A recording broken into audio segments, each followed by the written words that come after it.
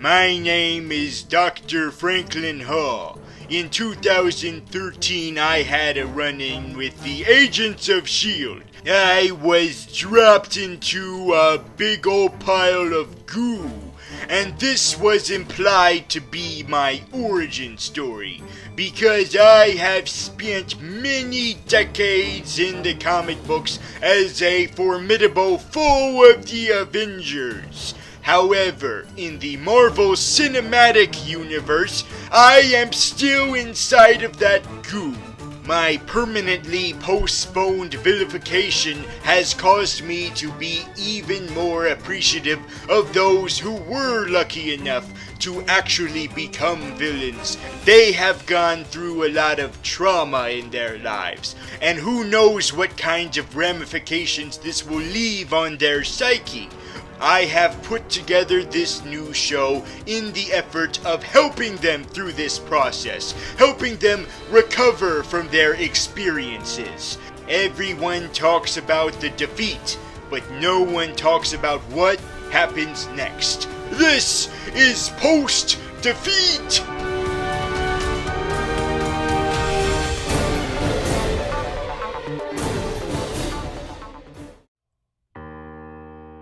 As with everything in life, when you're crafting supervillainy for the great future, you always want to be aware of your past.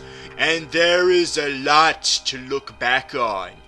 The Golden Age, the Silver Age, the Bronze Age, the Copper Age, the Platinum Age. And by looking back at those ages, we will be able to look forward to the future ages, such as cobalt, nickel, zinc. But of all those time periods, the specific one that I have chosen to focus on for this particular occasion is the 1980s. Yes!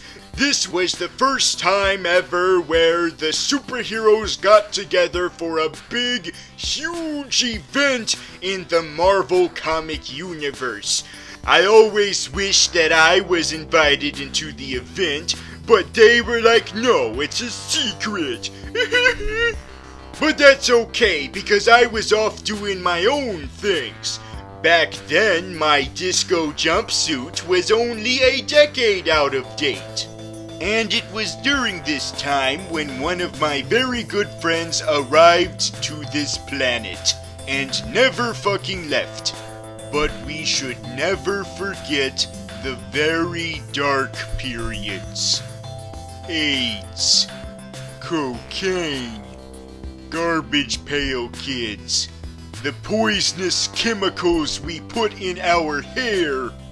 But the 80s still had their bright periods, and there were huge worldwide events that brought us all together, such as the tearing down of the wall, Pepsi, video games, and the apocalypse.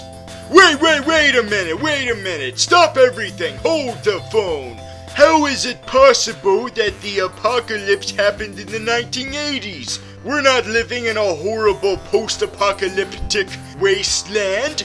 So what happened exactly? Well, the answer is simple. It's the superhero team from Marvel comic books that have been very, very infamous for still not being able to get into the MCU. No, not that one, even though they're more necessary. No, I'm talking about the X-Men. But mutant issues is a very touchy subject.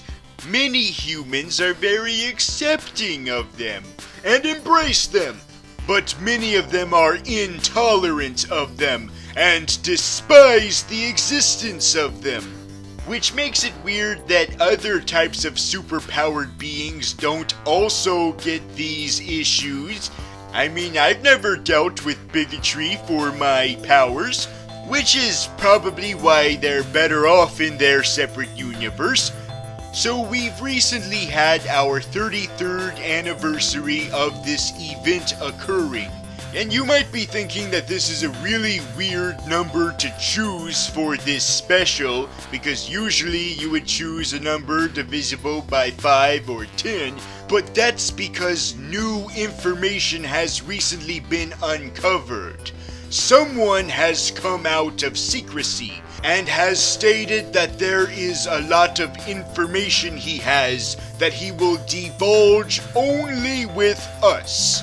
After 33 years, this mutant by the name of Caliban will reveal to us what truly happened during the 1983 apocalypse, here on Post Defeat. Caliban was wondering when we would start the interview. Is the interview about to begin for Caliban? When will Caliban have the interview? Caliban is ready. Caliban is ready to have interview. Caliban is very impatient. Tell Caliban we'll start as soon as he gets here. Caliban is right here. Caliban is right here in front of you. He is? Yes, Caliban is right here. Now, who are you exactly? Are you his publicist, or his bodyguard, or are you his hype man? No, Caliban is not any of those things. Caliban is Caliban. Caliban is Caliban. Yes, I know. You keep talking about Caliban, but when exactly is Caliban gonna be here? Caliban is here. Oh, really? I don't see him. Caliban is right in front of you. He is? Yes, sitting on the chair that is congruent to the chair Graviton is sitting on. Caliban is ready for Graviton to interview him. When will Graviton do that? Yeah, I am Graviton. Yes, I know Graviton is Graviton, just like how Caliban is Caliban. Oh god, this is so confusing as all fuck.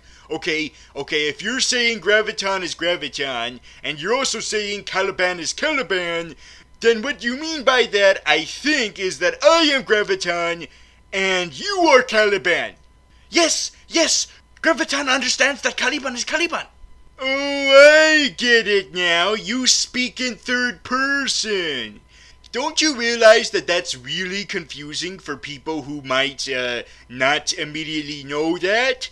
Caliban knows, but Caliban assumes that people will understand when they get to know Caliban.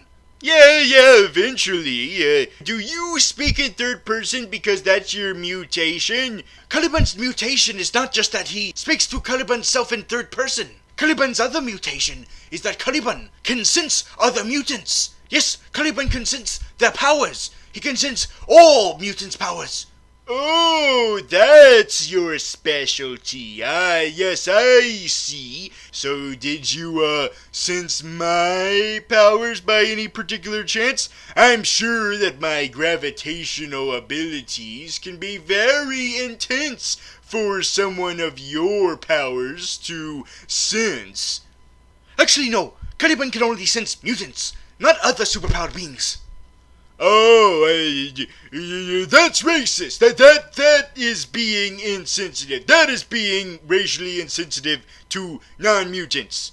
Caliban is not here to discuss political views. Caliban is here to tell the world many secrets regarding 1983. Oh, right, I forgot. Fuck.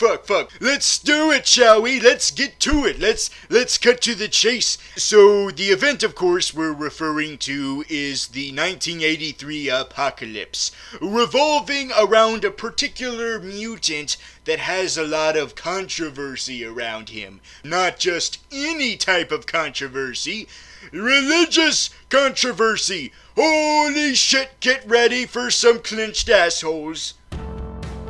Some view it as a mere fairy tale, legend, myth. Others view it as true history, sacred scripture.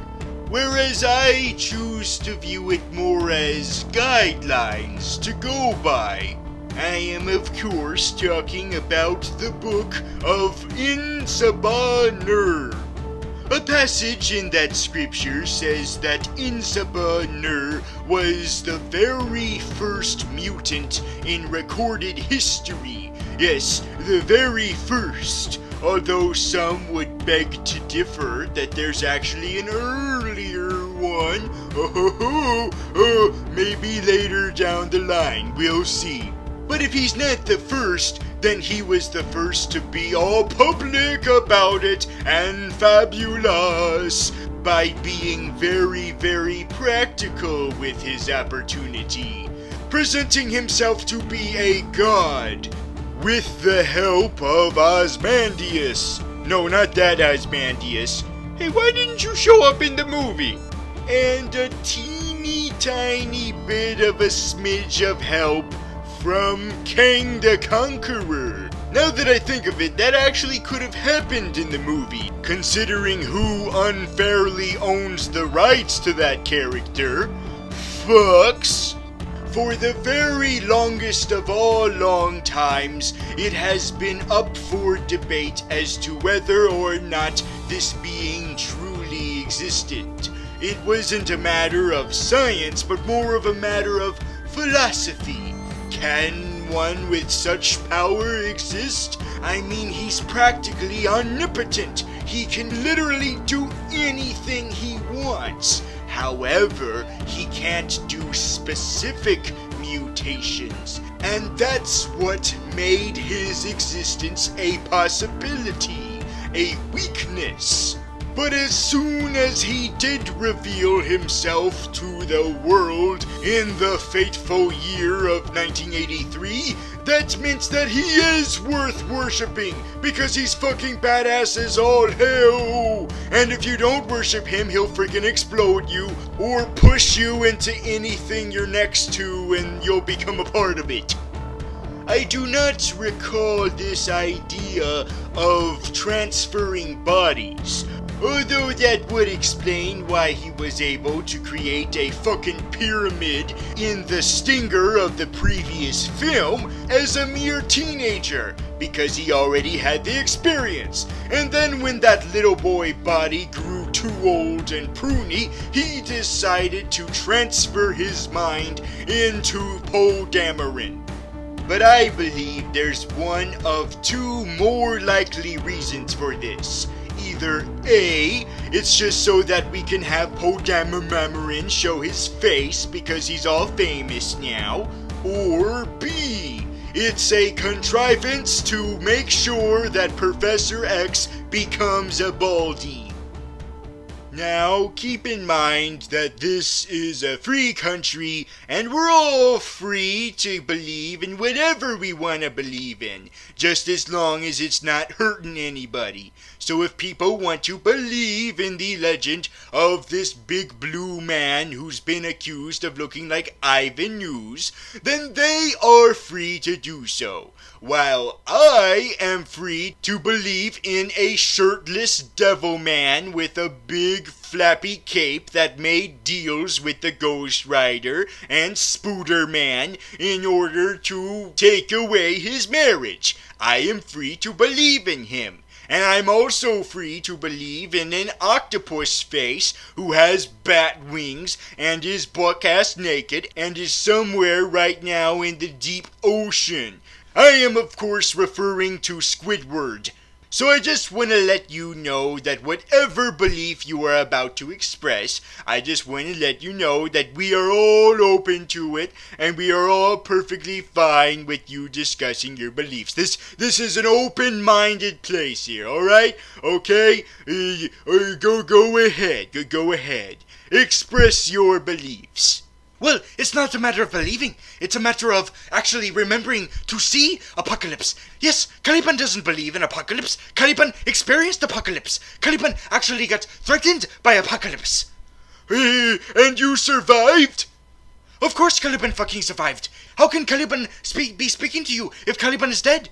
Oh yeah, I forgot about that logic. Yes, you did survive. Sorry, the reason why I was concerned as to whether or not you survived is because usually a lot of X-Men villains who show up in these movies immediately get killed off before they can do anything interesting.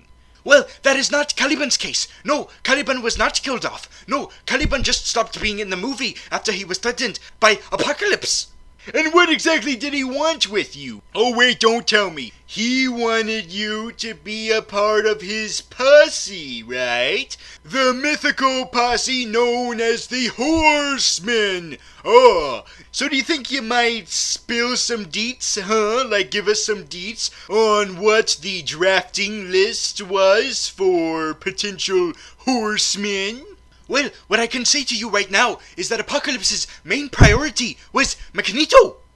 Wait, could you repeat that again? You're really fast as all hell. It's as if the Quicksilver from the MCU had sex with the Quicksilver from 20th Century Fox, and the baby was injected with all kinds of cocaine. And you have the voice of that crack baby. Oh, sorry, I'll say it again really slow. Magneto! Okay, let me try to decipher this. I think you said Magneto? Yes, Magneto! Oh, fuck.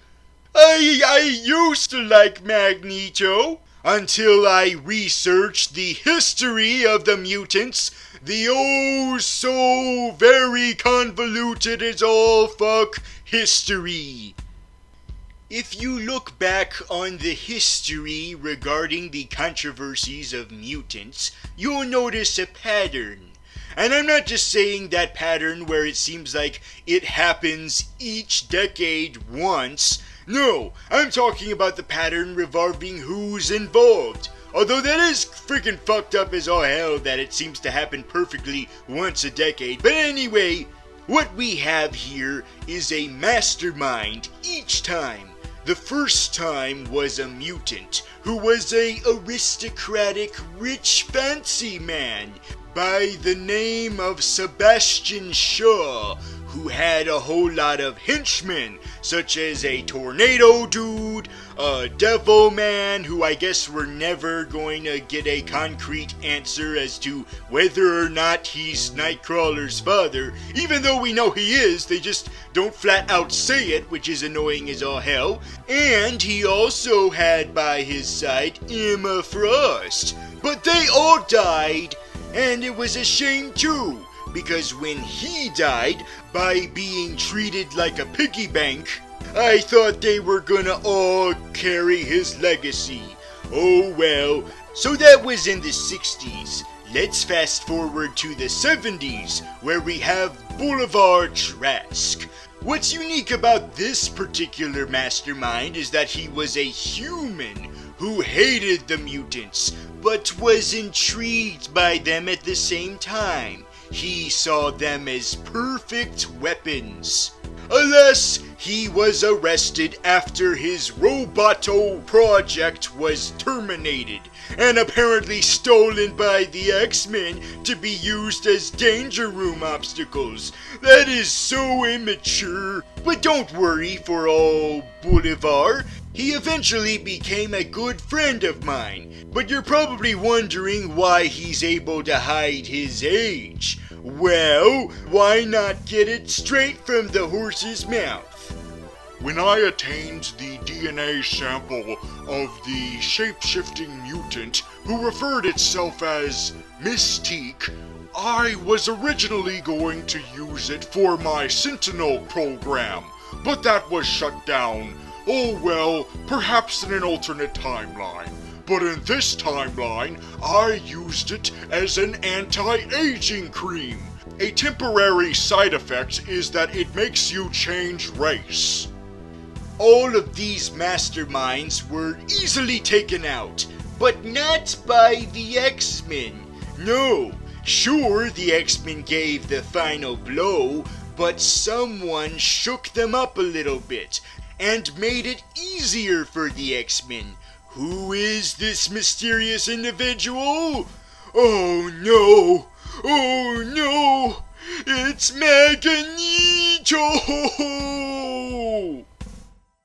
This man is the pinnacle of wasted potential. Sure, he started out as a full-on supervillain, but then as the years went by, he slowly became more and more heroic, to the point where he actually joined the frickin' X-Men.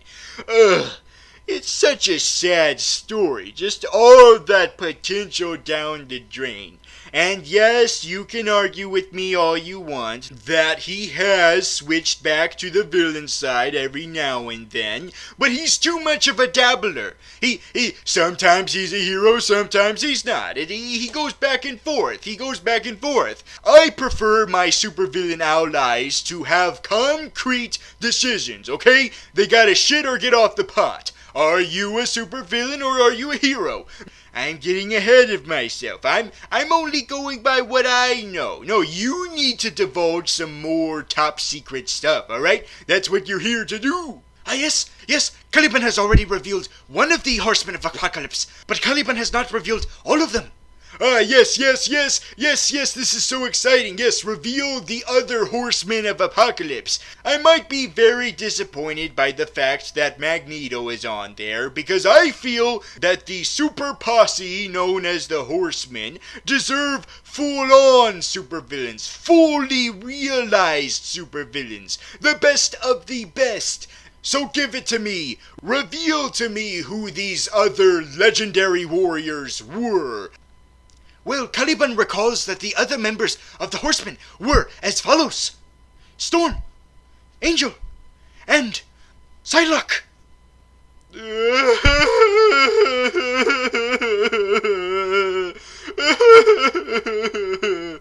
What is the matter with Graviton?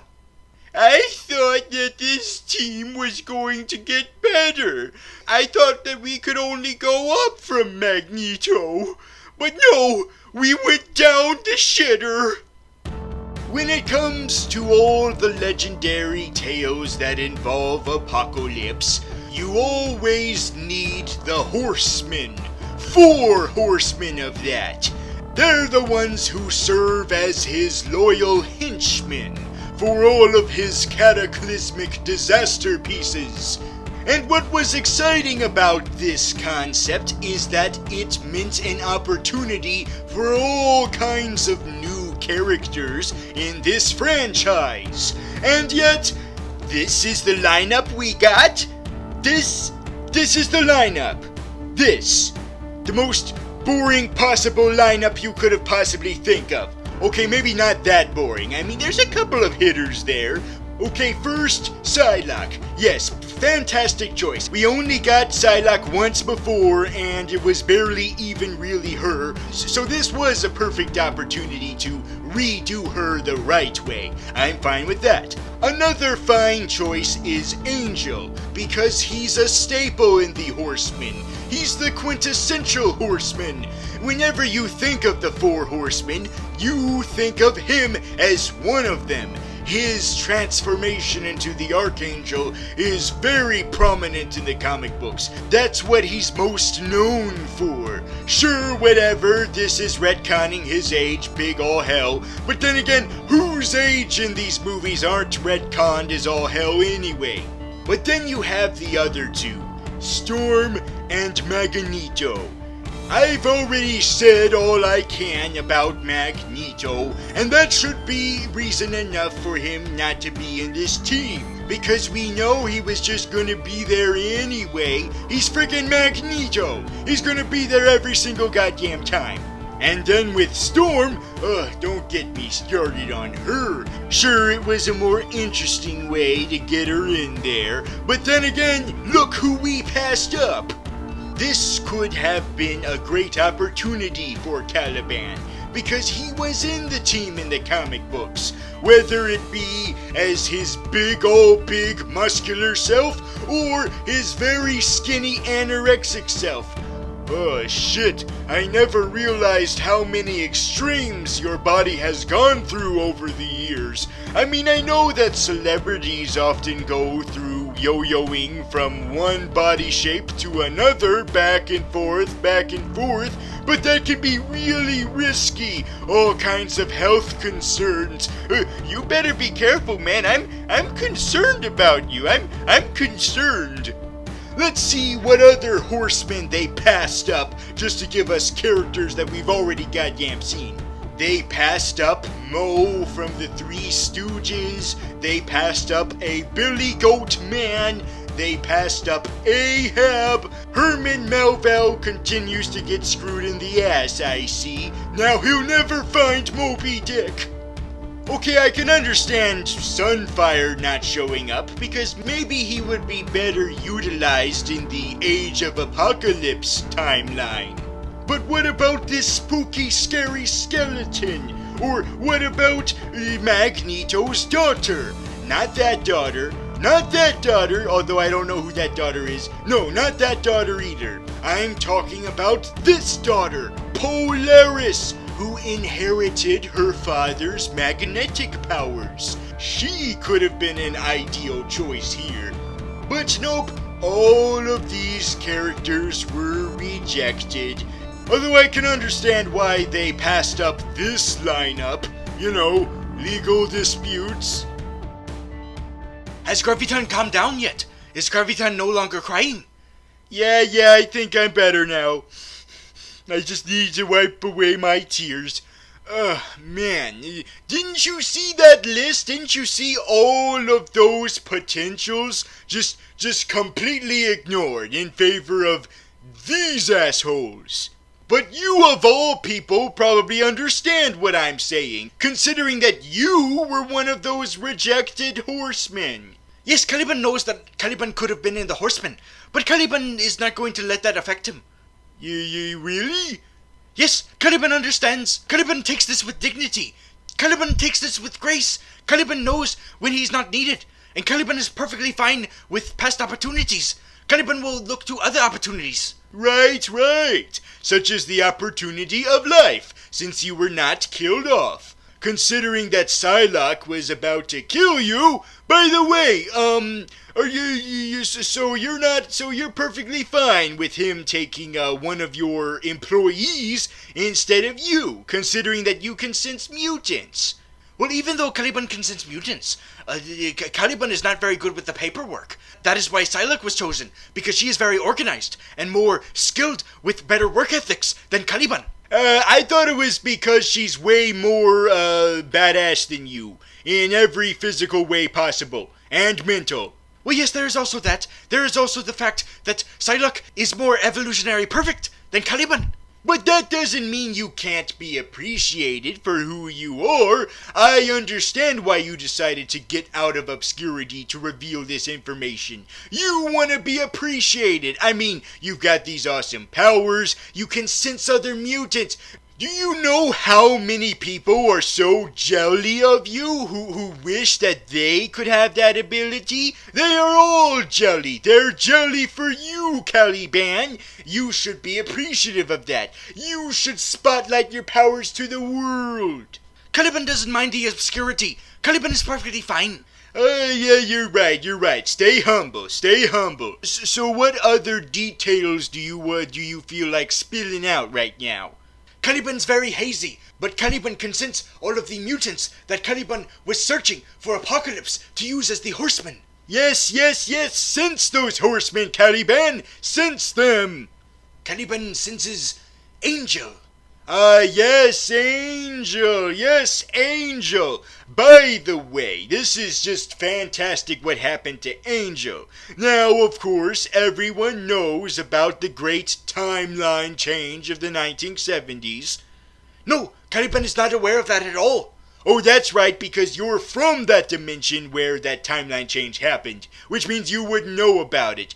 But I do, because I'm not from your world. I'm from Earth 8675309. But anyway, what I observed about that timeline change was that some mutants got switched around a lot. Their alignments changed. And the biggest example, of course, is good old Angel. Oh, this is just so inspiring. Because in the previous timeline, he was just this goody two-shoes superhero who did good things. Okay, well, maybe not that many good things. In fact, now that I think of it, in the previous timeline, he only actually did one thing, didn't he? He just did actually one thing. He saved his father from falling to his death, and that was it. Holy fuck, that was the only thing he did. Oh my god, Why the fuck was he there then? But anyway. But what's important was that in this new timeline, he does all kinds of things. But not as a superhero, as one of us! A supervillain! Yes, he does it as a supervillain! Yes, that's awesome! Well, Caliban senses that he took part in the big explosion of the Xavier mansion. Oh ho ho ho! Oh, now we're getting into the juicy deets. Oh, so the X-Mansion got destroyed. Good riddance. Screw that cult. That cult of mutants who try to do good and save people. Well, they weren't trying to be superheroes during that point. Instead, they were just trying to educate themselves and try to be academic. Oh, is that so? Well, that's awesome then. That means we don't have to deal with superheroes anymore. All that we have to deal with is just scholars. And scholars are pretty easy to beat up. It's like, oh hey, I have a degree in this bachelor's of college studying. And then we will be like, oh good, that's nice. I'm gonna punch you in the freaking face now because you have no fighting skills. Unless their degree has to do with physical combat. Don't bring logic into my reasoning. I always tell people not to do that. But anyway, so it's good nonetheless that the Xavier Institute of Stupid Bullshit is over. It's kaput because it was destroyed. Yes. Now when I look back on the 1983 apocalypse, I am going to be so happy about what happened. But Caliban senses that everyone was rescued by Quicksilver. Oh no, not Quicksilver! Ugh. I was already disappointed when in the 1970s event, he never showed any supervillain potential. I mean, at least in the MCU, he had some supervillain potential, which was also squandered, but here, he had nothing whatsoever. I mean, sure, he was a hoodlum and he stole some shit, but that's not enough. That's not enough to be supervillainy. That's just being a little shit. Ugh. I bet it was another music sequence, wasn't it? Just like in the 1970s, right? Because that one was so famous that that probably prompted the filmmakers to make a clone of that. A complete recreation of that with zero creativity. Am I correct? And the effects probably weren't as good as last time either, right? Because it was more hastily done because of how much it was a priority to do, right? Yes, I sense all of that. Yeah, I had a feeling. But let's have enough of that, alright? Let's have enough. And instead, let's focus back on what Angel's doing, alright? He hasn't really done that much badass yet. But what's important is that he has been made a supervillain by Apocalypse. And he has been given these awesome knife wings. Oh, they're so glorious. None of that feathery angel bullshit that made him look too much like an actual angel where he's all pretty and prissy and like, oh, I'll protect you, I love everybody. And I'm like, no, fool, hooey with all that. No, we need a badass angel. We need an archangel with knife wings. And it's all thanks to Apocalypse. Well, actually, in this timeline, he was always antagonistic. Oh my god, that makes it even better! Yes, he was never heroic in this timeline. That's awesome! But that might piss off a lot of people, because he was very one-note because of this. He had no personality. He barely even spoke. I prefer villainous over having a personality any day of the week. Or do I? I'm beginning to get a little skeptical of this. But anyway, I'm perfectly fine with what he's done. So you say that he was antagonistic before he even got his knife wings. So what exactly was he doing then before he met Apocalypse? Was a cage fighter. Oh, a cage fighter. Wait a minute. A gladiator fight to the death, pitting two mutants against each other for the sake of entertainment? That sounds like Mojo is behind this. Roll the segment. Actually, no, it's not Mojo. It's just some generic random German guy. Oh, okay. Never mind on the segment. Never mind on the Mojo segment. Oh, I really wanted Mojo. No, not the chimpanzee who fights minors. I'm talking about the morbidly obese alien scorpion cyborg dude. Although I can understand why they don't want to do him right away. I mean, baby steps, baby steps. In the 90s is when apparently they're gonna do alien shit, so then afterwards they can do interdimensional shit. So back to Angel. Who is his opponent? Well, Angel was fighting Nightcrawler. Oh, Nightcrawler. Yes, Nightcrawler. Was Nightcrawler also supervillain fight or what? No, Nightcrawler was continuing to be a superhero. So all the more good that he was pitted against Angel, because that's like a devil versus angel type scenario. Oh, that's awesome as all fuck. Yes. Oh, that's such a great visual. Yes, but then he was taken away. Oh, who's the horrible person who would do that? Well, the person who did that took Nightcrawler to Caliban. Caliban took a picture of him, and he posed for the picture. And then I took his picture, and I used it to file him, so I could put him in different parts of the world, because that's what Caliban does. Oh, that's right. You're a very practical mutant, aren't you? You're the kind of mutant who uses his abilities for practical purposes. Well, Caliban would file each mutant a different place to live at, in secrecy.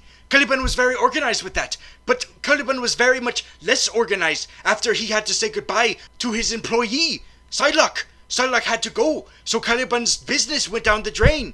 Caliban never recovered. Oh man, I never knew about that, Caliban. I'm sorry about that. I'm sure you'll get back on your feet.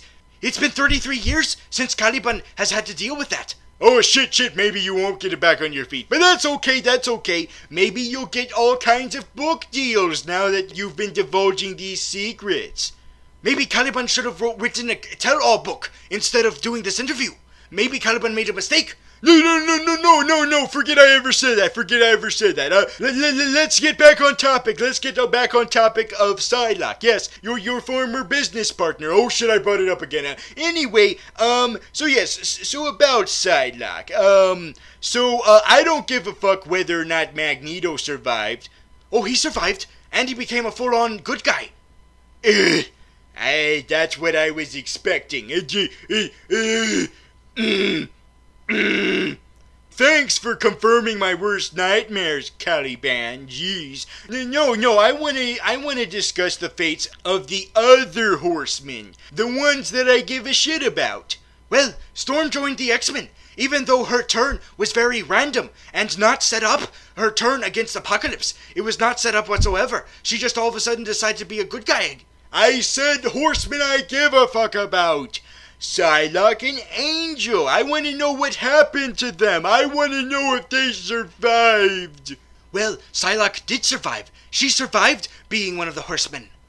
Oh, that's good. Did she have like a dramatic pose right as soon as she left the movie where she's like, next time, Gadget, next time? Yes, she was exactly like that. It was very evident that she could possibly return with revenge. Good. It does the heart good knowing that at least one of the horsemen survived and is gonna come back. Now, what about the other horseman who I give a shit about? Angel, how is he doing? Oh, Angel died. What? Angel died? No, he was so young. He was so full of life.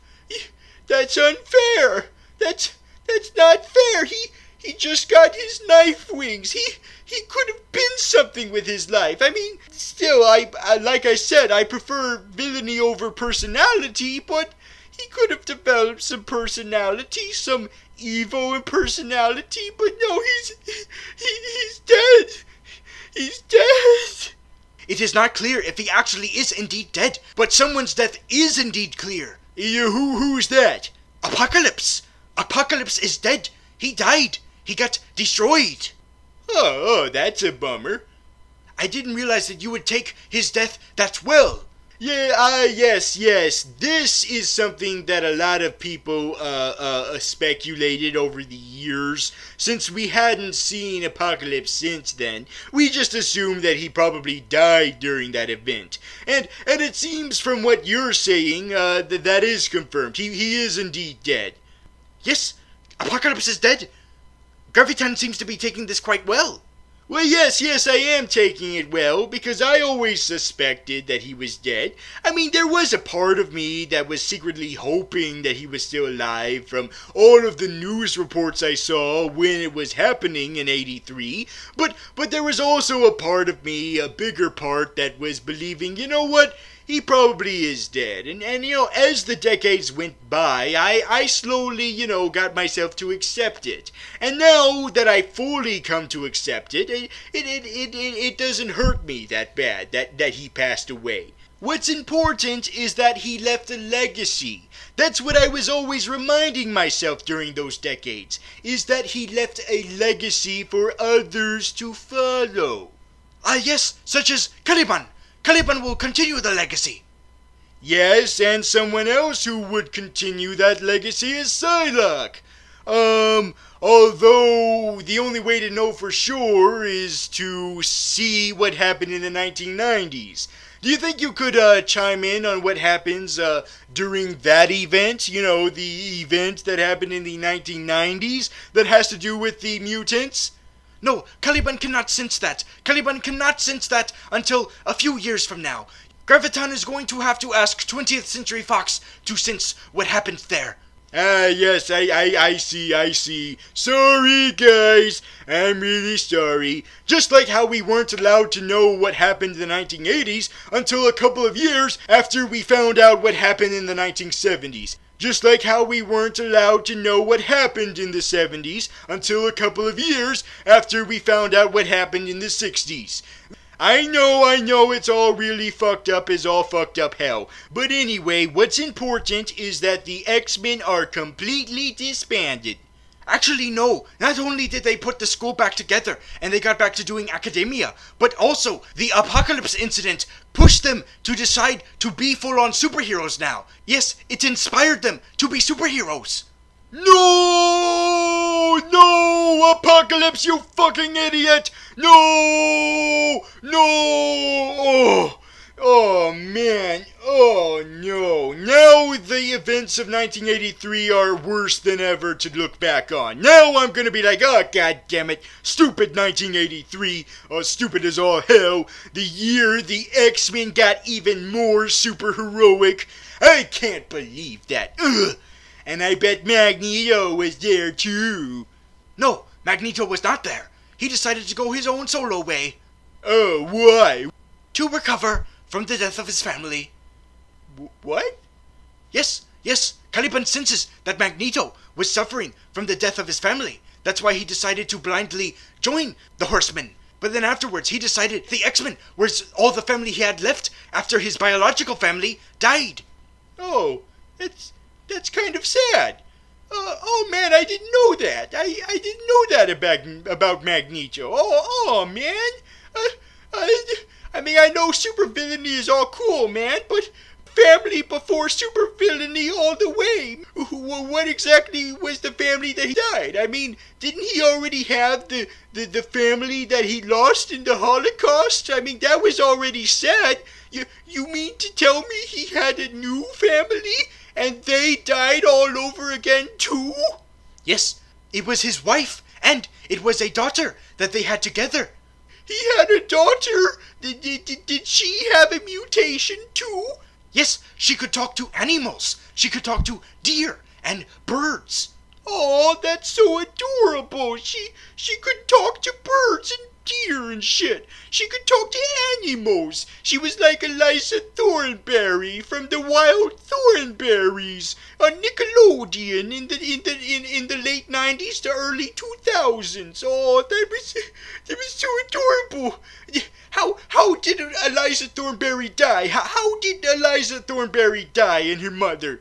One of the humans shot the wife and the kid with one arrow. Just one single arrow. It's actually quite remarkable if you think about it.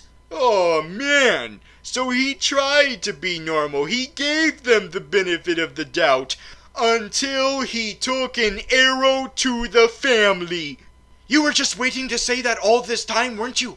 Yeah, I kind of was, and I doubt I'm the only person who said that. But now I understand. Now I understand where Magneto's coming from. He wants a family again, and if he stays with the Horsemen, he's not going to get that family. He isn't, because even though I respect the Horsemen, I respect them as a business, but they're not a family business. It's just a bunch of workaholics. They don't care about family.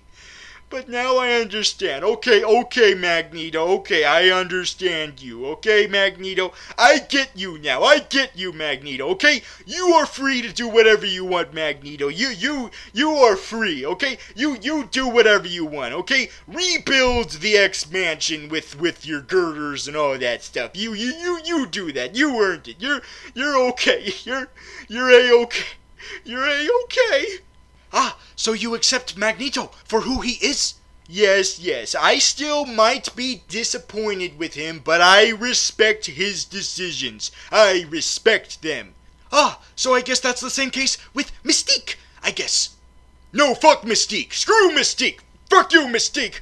Oh, why? Why? She was basically the same thing. She also is a supervillain who started out as a supervillain, but then slowly became superheroic, but goes back to supervillain things all the time. How come you're not giving her the benefit of the doubt?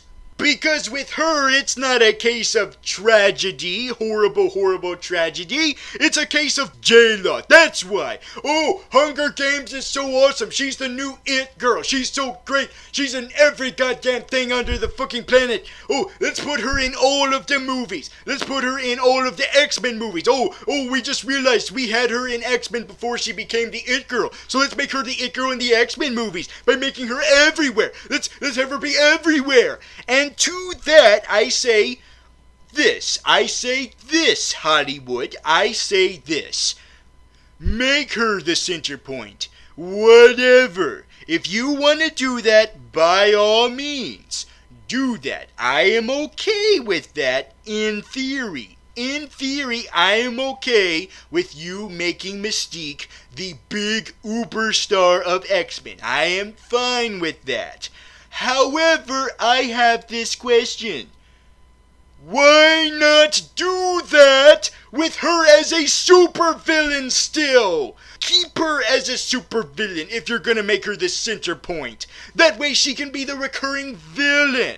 There's been several comic books where she's the be-all, end-all bad guy, where she takes the place of Magneto as the leader of the Brotherhood of Mutants. That's actually happened. She's been the mastermind for a lot of X-Men comic books. So why not keep it that way in the movies? If her actress is rising in popularity, then take advantage of that the right way, by making her a bigger supervillain. Not making her a superhero! You fucking idiots! Why do you always think that when a supervillain becomes super popular amongst comic book readers, that means, we better turn them into a superhero so that we can sell comic books with them. We better make them even more marketable. No! They're already marketable as it is, as a supervillain. That's why we liked them, and that's why they were popular, because they were a supervillain. But by making them a superhero, they're losing the reason why we liked them, because they're no longer a character we love to hate. Now they're just a character that we're forced to love, while we are wondering why we can't hate them anymore. That's stupid. Stop it. Stop it. Stop it. Stop it. Stop Stop it right now! Stop! Stop! Stop! Well, Caliban did not expect that to happen. Caliban did not expect that huge rant to just happen. But that's not to say I have a problem with her sort of being like the Harriet Tubman of the mutants. I mean, that's interesting. Yeah, that's interesting as all hell. Yeah, good. But make that someone else, okay? Make that someone else. Make that Storm or make that Jean Grey. Make it someone who actually deserves to be a legendary civil rights activist of mutants. Not her. Jesus friggin' Christ.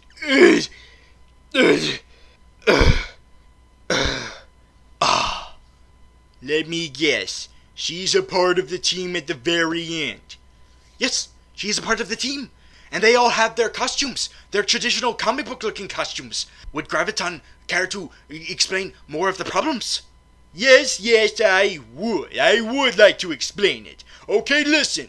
The event of the 1970s was awesome as all hell. But after seeing the revelations of this event, I realized that maybe the reason why the 1970s event was so goddamn awesome was because it was undoing the mistakes of previous events that were a lot lackluster, that weren't so good. So to see the 1970s event make up for that was so awesome. However, looking back on it, it seems like that was probably one of the only reasons why it was so awesome, was because it was mending the wounds of previous X-Men events.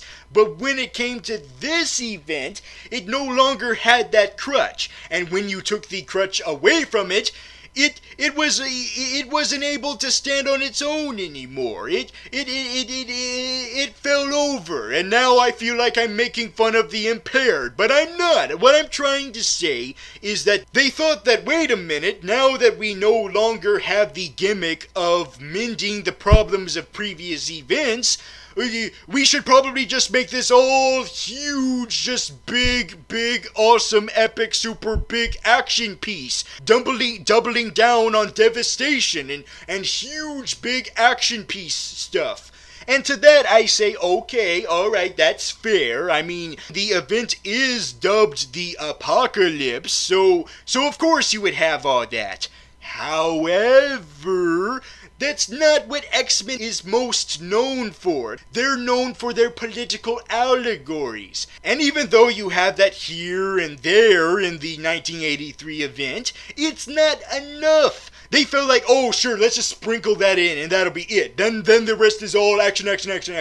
But that's not enough. That didn't feel like it. It feels like the previous events of the 2000s and onward were a little bit better than this was. They lost sight of that a little bit. They lost sight of what the X-Men are as a core, and that's commentary on issues, real life issues. And instead just tried to make it just all about, oh, here comes evil Apocalypse destroying everything, without hardly anything for us to think about, like ideals and stuff for us to ponder afterwards. Just, oh, well, that big stuff just happened, whatever. So that's how I feel about this event overall. That's how I feel. So does this make you scared for the events to come in the 1990s and onward, if we keep going onward after the 90s? Because if we do, that'll be really weird, because that would imply a paradox involving actors having to replace other actors, but not. I'm not concerned in the slightest, and do you know why? Because even though we had to say bye-bye to Apocalypse, we at least got to say hello to a new idol to look upon. Ah yes, the Weapon X program. Oh, I'm not talking about the Weapon X program, though their appearance was serviceable. In the alternate timeline that was wiped away, we had a Weapon X program that was really sucky and stupid as all hell. But with the new timeline in its place, we now have a more proper retelling of the Weapon X program saga.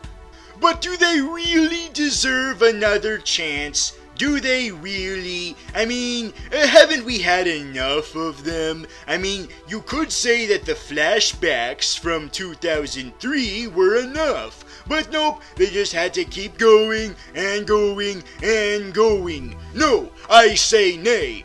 Just a few minutes in the 1980s is perfectly enough. Okay, William Stryker, fly away in your little helicopter, and don't come back now, you hear? Because we need a replacement. We need something else in this universe. Something way more badass than the Weapon X program. I give you the hip, the now, the new, the fresh Essex Corp. It's totally in right now. It's all the rage now. This is the ultimate repercussion of the timeline changing. We never heard of this organization in the previous timeline.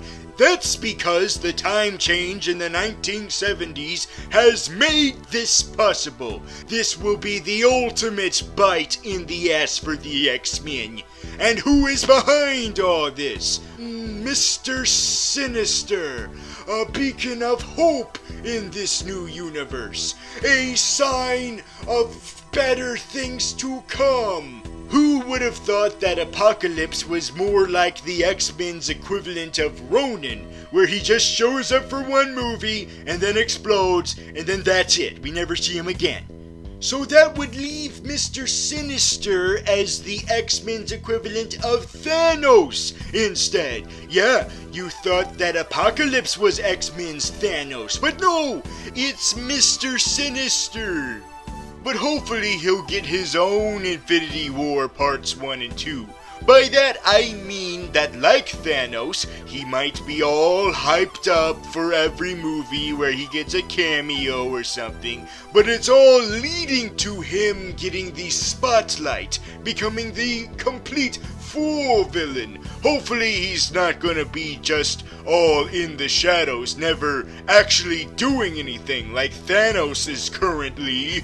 So the future is very bright indeed, now that we know that they're in very good hands. Make mutants great again, Mr. Sinister! Make them great. And who knows, maybe he's the one who brings us to that alternate timeline I like to call the Age of Apocalypse. This is where we can bring the band back together.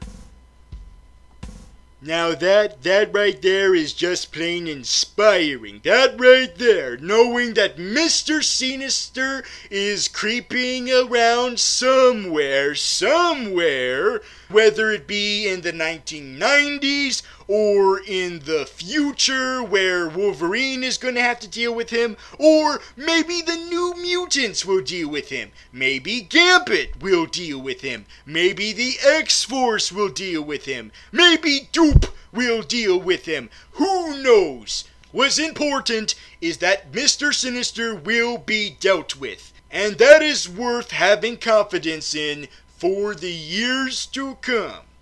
Also, there is one more thing that will give you confidence. Oh, really? And what is that? Well, as you know, Apocalypse was defeated, but he had to be defeated in a certain way. Yes. Magneto put a bunch of metal in him and exploded him. That's what happened in the Age of Apocalypse. But since they already did it here, that means they won't be able to do that in the Age of Apocalypse. Which I hope happens, because that would be the chance for some redemption for good old Apocalypse. And it would be a chance for Mr. Sinister to continue his legacy, past whenever the hell he would show up. But I'm guessing that might be an alternate timeline. Yes, Caliban knows that Graviton knows that. But what Graviton does not know is that Magneto was helped by Jean Grey. And why would I be happy about that? Oh great, Jean Grey is embracing her powers. Oh good, great, whatever. But when Jean Grey was embracing Jean Grey's powers, there was a giant firebird that was surrounding Jean Grey.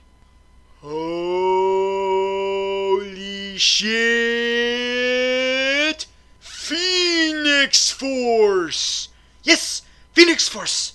But that involves aliens, not Mr. Sinister. They could still get Sinister in there. Yeah, but it would be crammed as all fuck. Oh, now I'm a little bit concerned. That Mr. Sinister's not gonna meet his full potential. Oh, this didn't bring me up. This took me down. You still got Age of Apocalypse. Right. Age of Apocalypse. Plus, it could be like a tag team where each hero has their own arch nemesis. Jean Grey deals with her alien bird that's inside of her, while Cyclops deals with Mr. Sinister, since they're arch enemies. Yes, that is perfectly fine. That is okie dokie McDoke. So yes, the future is indeed bright. It's bright for Mr. Sinister, it's bright for that Firebirdie, and it's bright for a very good friend of mine. Oh really? Graviton thinks that Caliban has what it takes to show up back again in another event?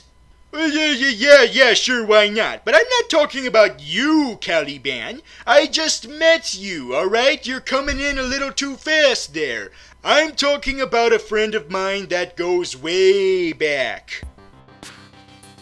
A lot of people choose to ignore the incident that happened in 2009. Or was it the 70s and or 80s? I don't friggin' know. But the point is that even though there was a lot to ignore about that random as all fuck lineup Wolverine was a member of, there was a highlight. And that morbidly obese boxer's name was Blob. Because after that defeat, he and I became very, very close friends. We reviewed movies together, and I even gave him a spin-off. He has done a lot of things ever since being kicked out of the franchise, and now after all that hard work, all of it has paid off because he is back in the franchise. Sure, it's just as a very, very, very, very quick, brief cameo, but hey, it's a very notable cameo because he's all covered in blood and he makes a huge impact. You never see his friggin' face, but you know who it is. I sat down with my compadre to talk about the cameo. Well, you know, they asked me if it could be a bigger part, but I'm kind of really busy at the moment. I've got a whole bunch of, I'm kind of backed up right now on reviews. You probably thought I meant poop, but no, I meant reviews. You know, I've got a whole lot of things on my plate right now, and I'm not talking about food, okay? Don't give in to that stereotype. I'm talking about movies to review, okay? I've got a whole bunch. I've got Jungle Book. I've got a Ratchet and Clank, and then I've got another batch shortly after that. I'm really busy, so I only had time to just shoot that cameo. They told me I had to shave my head for some reason. I wasn't exactly sure why. I think it was to separate me from the alternate timeline me, but hey, I like that guy. I like Kevin Dunrand. He's an okie doke fellow. But anyway, at least my cameo will probably be more memorable than Stan Lee's cameo for a change. All he did was just look dramatic. What are you doing and sorting my cameos? Oh my god, it's him! Don't make eye contact. You know, I did this one with my wife. We tried so hard not to have sex during that scene. Excelsior! Oh! Caliban did not realize you were talking about Blob. This makes things awkward. Whoopsie doodle. Caliban is embarrassed. No, don't beat yourself up, Caliban. Don't beat yourself up. We can be friends. After all, you gave me all of these juicy juice deets. So I'm perfectly fine if you want to be friends, alright? You want to be friends? You want to be friends, Caliban? Friends? Caliban has to file you first in the possible friend file, and then take you out of the possible friend file, and then put it into the confirmed friend file. On second thought, maybe not. Maybe too much paperwork. Yes, too much paperwork for Graviton and Caliban, since Caliban no longer has an assistant. Hey, now, you could use your powers to look for a new assistant. Yes, Graviton is right. Caliban could look for a new assistant. Perhaps one of the villains of Legion could be my new assistant. Or maybe one of the members of the Hellfire Club could be my new assistant. Yeah, you're right. Although those are in other dimensions, apparently, because they're on TV. And they're made by Marvel, which is weird as all fuck that they would have direct control of that. But anyway, to hell with that. To hell with all that. Once again, I want to thank you, Caliban, for choosing us to reveal your story to. And I thank you for listening to me. Did you just stop referring to yourself as third person?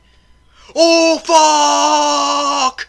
What is Caliban doing with his life? Caliban is a sham! Caliban's life is a lie!